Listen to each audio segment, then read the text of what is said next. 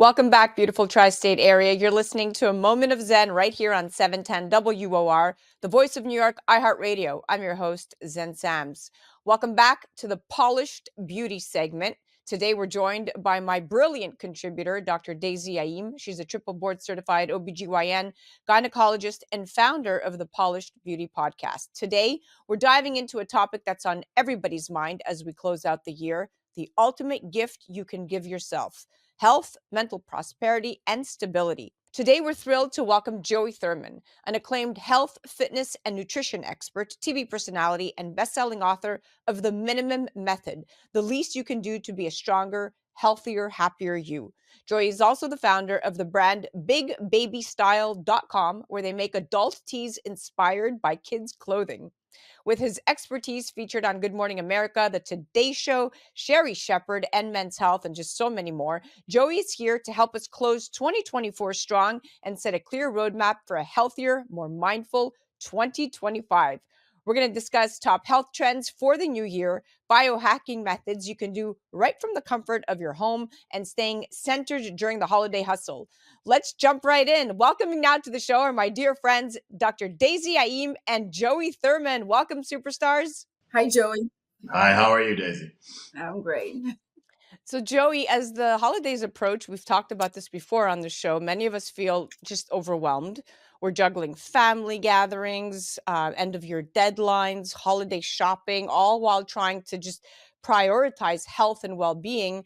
And statistics show that 88% of people feel holiday stress, that stress directly impacts their health. And we have over 35% to admit skipping regular exercise during this time.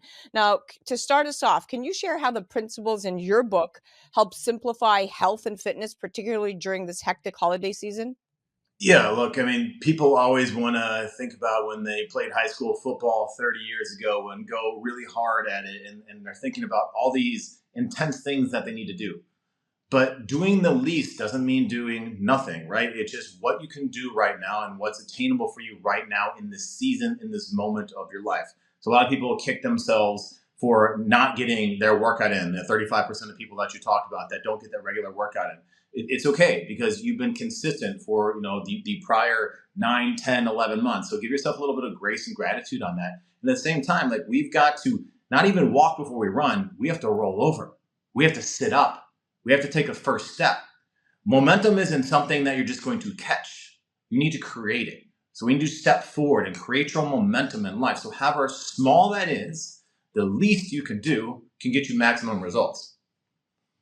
I love it. Can you guide us with a little bit of health habits that even the busiest person can do and can adopt during the holidays to just stay on track? Walking after your meals, 10 to 15 minutes, whether that's outside, whether that's in your house, whether that's up and down your steps, that's a prokinetic. That gets your digestive system going, right? So we're able to regulate blood sugar control. That helps absorb nutrients. That helps, I mean, sometimes we get a little gassy after we eat. So we want to start that digestive process. You can call them fart walks.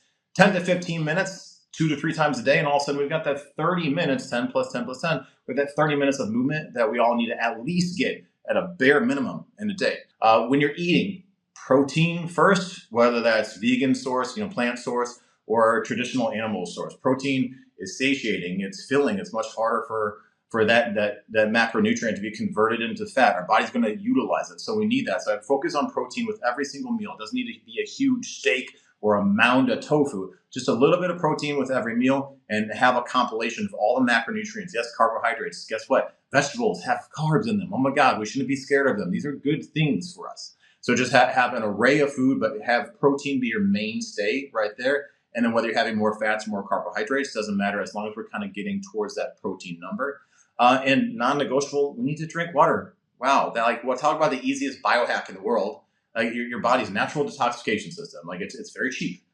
Get up, drink water. Big glass of water in the morning. Big glass of water with lunch. Big glass of water with dinner. These are very simplistic things that we can do, but putting into practice seem to be hard for people to do because we get stuck in our ways. So if you start doing these things one thing at a time, maybe just a glass of water in the morning, if you normally don't do, as opposed to, oh my God, Joey said I have to have it, 8 glasses of water a day. These are just standards that people set, and I don't really know where they come from because I like to base it off of ounces, per pound, but it doesn't matter.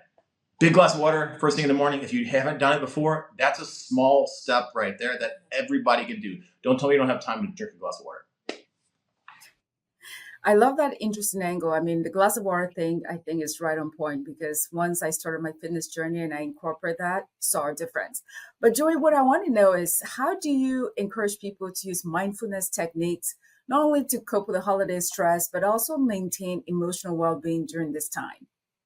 Yeah, look, I mean, we so often live our lives in the past, and that dictates our future. So if we look at our past and we think about all these negative things, and we're creating these stories and scenarios, even if you look at eyewitness accounts, often they're way off.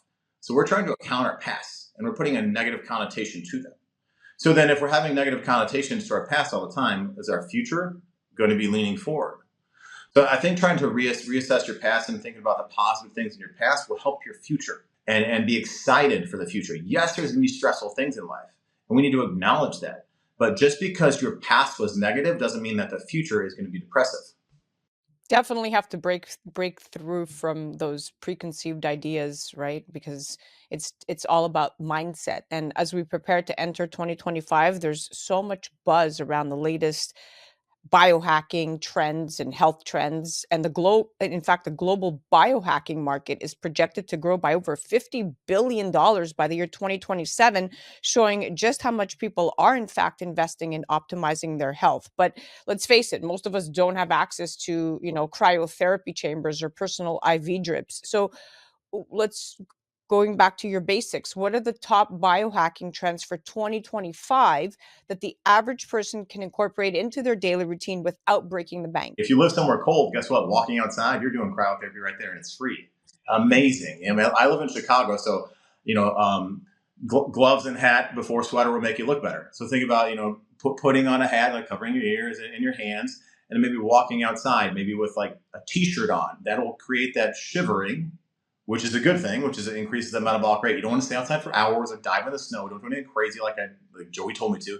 But you're creating that shivering, so your core temperature has to naturally warm up, which is going to increase that thermogenic burn of the calories. Your body's just trying to keep that core temperature up. So that's simple. And with that, if you could do that in the morning as the sunlight is coming up, free. The sun is free, people. We're getting vitamin D. We're regulating our circadian rhythm. So as early as you can, get out and just walk outside in the sun, preferably not with sunglasses on. So you want to get that periphery. And you want to get the sun into your eyes. And that's just going to regulate their circadian rhythm, because what you do during the day sets up your night, which sets up the next day. Free. Right there. And then you just breath work. I mean, people taking calming breaths, like people say, like, take a deep breath when you're stressed, but actually when you take a deep exhale, exhalation is what brings us from sympathetic to parasympathetic, fight or flight, to rest, digest, recover. So yes, you can do all this like box breathing and everything else, which is great, but most of the simplest thing I can give people, the least you can do, is take a deep breath in and take a double exhalation out. That double exhalation automatically creates a calming effect. So whether it's 1, 4, 4, 4, 4, all these different techniques, don't even worry about that. Take a deep breath in and take a longer exhalation. That's a free biohack for you right there, or just like how we should breathe. So for the beginners out there, I mean, all those things you listed are fantastic. They're simple ways to get started. How do you get that person listening to this that has never done anything to just get up and try one or two of your recommendation? Yeah, I like to say, let's start laughably small. Literally, right? If you're just sitting on the couch all day long, like you're just trying to get off the couch to the starting line. You're not in the race trying to get the finish line. So at a minimum, 5 push-ups a day. Okay. Oh my God, 5 doesn't seem like a lot. That might be a lot to you because you didn't do it. 10 squats as you're brushing your teeth. Give me 5 lunges, anything like that. At a minimum, start so small it seems ridiculous, because eventually your habit stacking, those habits will go up. So I did 10 squats while I was brushing my teeth. I did 5 push-ups in the morning. I did a 10-second plank. Now all of a sudden 2 weeks later, it's a 20-second plank. If you go at it really hard and you hit that accelerator fast, you're going to run out of gas and be burned out after a couple weeks by crazy numbers of 90-something% of people. Stop their New Year's resolution goals. It's like right in the middle of January. Like it's staggering. Yeah, Laughably small. consistency is key. You just said it. Consistency. Those baby steps, if you're consistent, I don't care what it is that you're trying to accomplish, but consistently working towards that goal gets you to that goal. If you miss the consistency, then you're back to square one. And which brings me back to the holidays, right? We're in a time of reflection and setting goals for the year ahead, but so many people start strong in January only to lose momentum by February, right? 80% of New Year's resolutions fail by the second week of February. So it's all about mindset. So, what strategies can you share to help people not only set realistic health goals for 2025, but also stick with them beyond January? Yeah. So just take a pause and breathe and just realize Mhm. that it's not going to be all done in one day. Just because, Bob next door is doing something crazy or some new biohacking or some new diet. Realize that every body, BODY, is completely different. Mhm. And what you do for you is not the same thing that's going to happen for somebody else. Like you can be motivation for that other person or use somebody else for motivation, but motivation is going to come from within. Sometimes it's extrinsic, right? Like intrinsic is much better, but extrinsic, like you've got a high school reunion coming up. Focus on that. Schedule a vacation. So you're moving towards this goal, because if we're not moving towards a goal in life, we just become stagnant. And that's what I like people just like setting these goals, and these small victories are non-scale victories. Yes, like you want to think about losing weight, but the weight on a scale fluctuates tremendously. So we need to get away from the scale as much as possible. I'm still a little nutty. I like checking myself every day just because I'm curious. It's interesting. But give yourself that grace and that your body is completely different. You're not going to parent your same child if you've got kids. And a lot of kids are listening. I've got a 6-year-old wonderful boy. I'm going to parent him differently than the 6-year-old next door. If somebody has 5 children, each child has their own personality, has their own unique behaviors and positive qualities about them. And I don't want to say negative, but some struggles that you have to deal with. So you are completely different, and allow that for yourself, and just allowing that grace will really help you keep moving forward and keep that momentum. So you're creating that momentum, that inertia. Yeah, I think one of the things that happens when, especially when people want to pursue their fitness, is that life happens, right? They have an unpredictable event, whether it's, changing job or unfortunately death or whatever. How do you get your clients to stay consistent and motivated and disciplined even amidst challenges like that that's so unpredictable? Yeah, I like a gratitude jar. I don't know if you've heard of that, but whether that's because we want to reward ourselves. Why can't we reward ourselves with gratitude in a positive way? So that could be like a little ticket, that could be $1, 50 cents. You could fill it up with whatever you want, right? And give yourself gratitude when you're doing those things, especially when times are tough, because then you're aware, like, okay, you know what, normally right now, like I'm upset, I'm frustrated, but I need to stop and think, what's going to make me feel better? For me, and Zen, we've talked about this, I was diagnosed with clinical depression at 14 years old, like suicidal thoughts and everything, and that goes in and out my entire life, no matter if I've got all these positive things happening in life. Because sometimes the more light people have shined on them, the more darkness that they have inside. So just because you see somebody or a neighbor or somebody that thinks to have everything going on perfectly, they're still struggling at some point. So create that gratitude jar and then give yourself a goal or reward. I prefer it not to be food. Like, oh, I stayed on my diet for 4 weeks, and then I maintained it, and then all of a sudden you're going to go off the rails for several days. Often that's a slippery slope.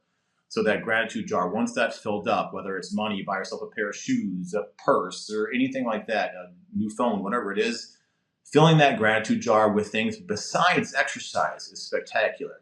Normally I would have, got really frustrated with my spouse, my significant other, my child. But I decided to take a step away, take that deep breath in and that deep exhalation. Okay, so that I'll give myself gratitude. That's positive right there. So that we're moving forward. We're ever forward as much as possible. I hate the quote of like, let's get 1% better every day. That makes no sense. I mean, I'm not that great at math, but 1% every single day past 101 days, we can't go past 100%. Like we always look at these social media posts, like 1% better every day. Some days it's just suck. They do. Some days you don't want to get up and you're struggling, and people are like, oh, you're going to feel better. It'll be okay. You know what? Sometimes that makes it worse. Some days you just have to embrace the suck embrace the stress, right? I like that. Embrace the suck. Yeah. Yeah, it's easy to prioritize everything else, right? Family, work, gifts over our own mental health and emotional health. But the best gift, you just said it, that we can give to ourselves and others is a healthy and happy version of ourselves. So when we talk about advice for redefining self-care during the holiday season, especially for people who feel guilty taking time for themselves, uh, I think I just had a revelation. I'm that person. I feel guilty taking time for myself, but you just said it. If that guilt is consuming me, then take it one day at a time, take that deep breath and go out there and dip into the gratitude jar to remind ourselves that even if we're overachievers and the world around us is looking to us for this advice, sometimes it could be overwhelming. So thank you for sharing that. And thank you for also sharing a very deep personal story about your mental health. That means a lot. Yeah, I mean, I think that as a stereotypical meathead straight white boy, like we don't talk about this enough. Like literally, it does it. And I'm glad that mental health is like getting more out there. But a lot of times people will see. I mean, I've worked with these, A-list actors, and I can mention the names, but like they're all struggling too, right? Because not only if they have a bad day, they go outside and they're having somebody like paparazzi take a picture of them, or somebody runs up to them at a restaurant, and of course you're going to have a bad day, and every now and then you're getting frustrated. Well, that's what they signed up for, But nobody signs up for like getting hounded the whole time. Maybe that's what their craft, their career. Dr. Daisy, like if I talk to you, like, oh, hey, can you check this out right now? What's this? What's like? Like all the time, I'm sure you get that. Like, do you really want to be on all the time, like in the office all the time? Sometimes you probably don't even say you're a doctor. I don't know. Maybe I'm just making this up. But like, like when people ask what I do sometimes when I'm on a plane or whatever, like, oh, consultant. Because that's just easy. Because I say fitness, I say nutrition. Like, hey, this is what I'm doing. This is like, is that good? I'm like, it's great, cool. Sometimes you just want to check out. Sometimes you just want to be with yourself, and that is absolutely okay. So I'm aware of myself when I'm in that bad mood, or like maybe I put on headphones, even if they're dead, and I put on a hat and I put it low. Like, it's not being rude. It's just being aware of yourself and giving yourself that grace to be within yourself, kind of the art of doing nothing. I've talked about that before. Just sit within your own thoughts and just turn out the lights or lay down for 5 minutes and just think. And guess what? You just meditated. Meditation is spectacular. You don't need to like sit there on the top of a mountain and go and figure this stuff out, but just aware of every emotion that you have, whether it's love for yourself, whether it's hate for yourself at the moment. Just embrace it and be aware of it. And when we're raising our children, if we can make them aware of their emotions and how to handle it and not be ashamed of what they're feeling, then they'll be much better humans, and hopefully we'll be better off. When my son gets upset, and if he wants to like throw things and whatever, like, okay, you go in the corner, like you scream, you yell, you get it out, but like it's not okay to do X, right? But we're aware that you need your time right now. You need your space, and let's treat ourselves that way too. One of the things you mentioned about a reward system that I love and I wanted to hound on is, instead of chasing pounds, body composition, anyone listening to this, you want to look at the totality when you're working out. You want to look at your muscle mass growth. You want to look at your fat reduction. That you want to look at, obviously, the pounds, but, the other parts of it that will make you feel good. Your pound might be getting higher, but your muscle mass is getting higher and your fat is going down. So looking at the totality is a great way to feel rewarded. Joey, what I wanted to ask you is, what is the one simple tradition or ritual you recommend for fostering mindfulness and gratitude during the holiday season? Oh, man, there's so many, but I think, everybody wants to think about their why. But what's the how to get to the why? It's amazing that maybe your why is your son, your husband, your family. That's spectacular. But how are you getting to that point in life, and how are you grateful for them? Why are you grateful for your why? I think that, and stopping and taking a look at that and kind of assessing your life, kind of like your day, like a movie trailer. Like, look back and look at the highlights. What's good, or silver lining, whatever phrase you want to put to it. The how to the why is spectacular. It's like, love my wife, but how did I get to that point? Right? So all of a sudden you start thinking about, when I met her, and this is what happened, this is how I felt. Because that reflection towards the why, I think, often grounds us more. When we get really excited in life and we accomplish X, we're always looking for the next thing, right? You worked so hard, maybe to be board certified, right, Dr. Jay? And then all of a sudden, like, you get that. Now it's next. Now I need to get my business going. Did you sit and write that down? Like, what it took to get to that why and how amazing you are for getting to that, right? So the theme of this podcast is ambition meets empowerment. And Joey, I want to know, what is the one thing or the one bold step you've taken in your life to put you where you are today? I think others around me and talking to them about every way I'm feeling, because it's easy to be there for someone when things are bad. But when I wake up, and we obviously touched on this, when I wake up and I feel depressed or, let's say it, suicidal, I will talk to my wife. Here's how I'm feeling today. It's one of those days. So then she knows that maybe she needs to give me a little bit more space, because she's not going to fix me. She's not going to fix that by any means, but she's more aware of how I'm feeling. So she's able to give me that grace. And same thing with everybody else around me, because by me letting her know, or, Zen letting you know, or anybody listening right now, right there, all of a sudden you're more connected to me. And then you put yourself in my shoes, no matter if you don't know what depression feels like or whatever that may be. So surrounding yourself with that community, it takes a village to raise a child. It takes a village to maintain a healthy adult. So find those people around you, whether that's listening to a podcast or husband, wife, anything like that. And I think being honest with them on how you're feeling will allow them to be honest with you on how they're feeling too. Wow. Well, your vulnerability is so empowering, if that makes sense. I love that. I love that we've stayed and we've maintained having you on the show year after year. And I love the mental growth that your journey has taken you on, because every time I interview you, I get a different Joey, which I love, because it's a more evolved Joey, whether you see it or not. I do. So thank you for sharing your invaluable insights on how to end the year strong and start 2025 on the right foot, my dear. Thank you. Thank you. Appreciate it. Thank you, Joey. Thank you. Pick up Joey's book, The Minimum Method, and start making small, impactful changes today.